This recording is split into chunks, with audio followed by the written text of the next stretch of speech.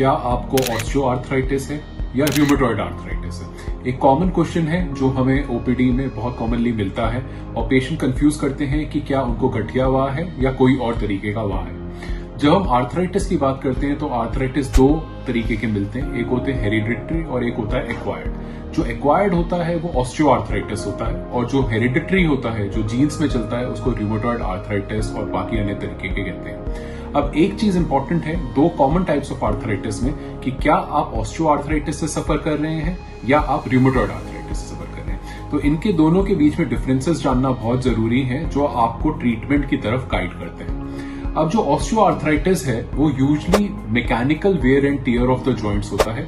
जो आपके जोड़ हैं वो खराब होने लग जाते हैं क्योंकि उन पे प्रेशर पड़ रहा है या ओवर यूज हो रहा है या कुछ गलत तरीके से यूज हो रहा है। हाउएवर जो र्यूमेटॉइड आर्थराइटिस है वो एक ऑटो इम्यून डिसऑर्डर होता है जो जीन्स में चलता है, जो आपके पेरेंट्स से आपको मिल सकता है और आपसे आपके बच्चों को जा सकता है। इसमें आपके शरीर में ऐसे ऑटो एंटीबॉडीज प्रोड्यूस होते हैं जो आपके जोड़ों से लड़ाई कर रहे होते हैं और उनको खराब करते हैं। अगर हम ऑस्टियोआर्थराइटिस की बात करें तो ये यूजुअली वेट बेयरिंग जॉइंट्स में होता है, जैसे घुटने में, कमर में और हिप में। हाउएवर जो र्यूमेटॉइड आर्थराइटिस है वो यूजुअली स्मॉल जॉइंट्स जैसे हाथ के जॉइंट्स हैं या रिस्ट है उनमें आता है और ये सिमेट्रिकल होता है। जैसे ऑस्टियोआर्थराइटिस एक ही जॉइंट में भी हो सकता है, मगर आपका जो र्यूमेटॉइड आर्थराइटिस है वो दोनों हाथ में सिमेट्रिकल मिलेगा। अब इसमें पेन और स्टिफनेस की बात करें तो जो आपका ऑस्टियोआर्थराइटिस वाला पेन होता है, जो आपके लार्ज जॉइंट्स में हो रहा है, वेट बेयरिंग जॉइंट्स में हो रहा है, उसका दर्द आपका एक्टिविटी से बढ़ता है। जैसे आप थोड़ी देर चले या ज्यादा देर चले तो आपके घुटने या कमर या हिप्स में पेन आएगा, वो ऑस्टियोआर्थराइटिस है। वेयरएज र्यूमेटॉइड आर्थराइटिस में ये पेन मॉर्निंग में ज्यादा होता है, छोटी उंगलियों में, हाथों में, जब आपको सुबह सुबह स्टिफनेस लगेगी और 1 घंटे में धीरे धीरे धीरे धीरे करके the stiffness will go away.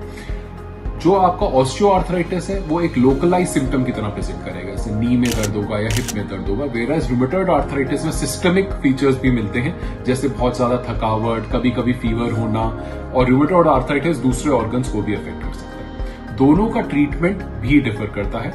Osteoarthritis में मेनली जॉइंट को या तो प्रिजर्व करते हैं, रिप्लेस करते हैं और पेन मैनेजमेंट करते हैं। कोई continuous long term immunity modulator treatment नहीं चलाया जाता है। वेयरएज र्यूमेटॉइड आर्थराइटिस में आपकी दवाइयां चलती हैं जिनको कहते हैं disease modifying anti rheumatoid drugs, जो इम्यूनिटी मॉड्यूलेटर्स होते हैं, जो आपके ऑटो एंटीबॉडीज को रिड्यूस कर सकते हैं और बीमारी को कंट्रोल करने में हेल्प कर सकते हैं।